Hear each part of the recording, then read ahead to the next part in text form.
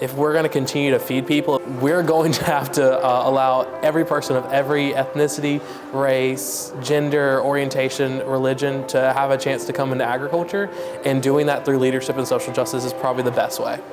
There was something that I desired from the College of Agriculture and Life Sciences that I wasn't getting from my classes, and that was a discussion about the problems in our food system and the inequity in the industry and in science, and how we as students can be prepared at the university once we leave to actually tackle issues besides our 9-to-5 daily tasks.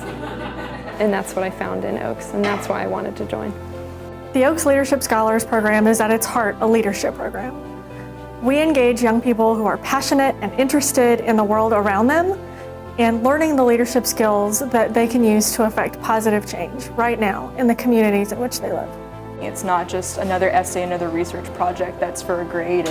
I get to do it in order to fulfill a service and a need to the community. They are enacting a new identity for themselves. They set a goal of being an ally, an advocate, or an activist for a specific issue in a specific community. They work with their mentor to define what that goal is.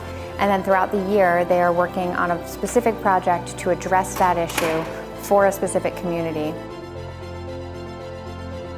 I really wanted my project to be focused on farm worker rights, things that they have to go through every day that people don't know about. One of the things that I found was pesticide issues. They're not regulated, they are not always given the proper equipment. I wanted to explore what preventative measures can be done to reduce the amount of pesticide poisoning and exposure. We never want a student who wants to be a scholar to not be able to do so because finances are a barrier.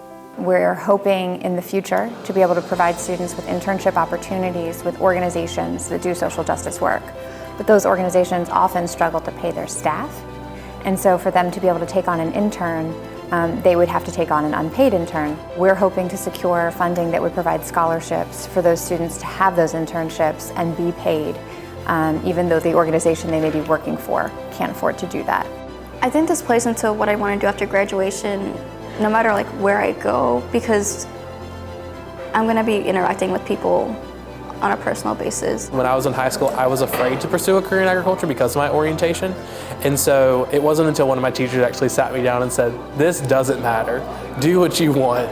And so I've had to create that space for myself here, and if I can help create that space for other students so where they can be even more comfortable and have even more resources available to them and create that space for themselves and expand it every year, that would be something I would love to see happen. The mentors and advisors are really passionate about this program. It's gaining a following of students who are passionate about this program, and we want to see it grow. But all of these big dreams that we have are just, they're ifs. If.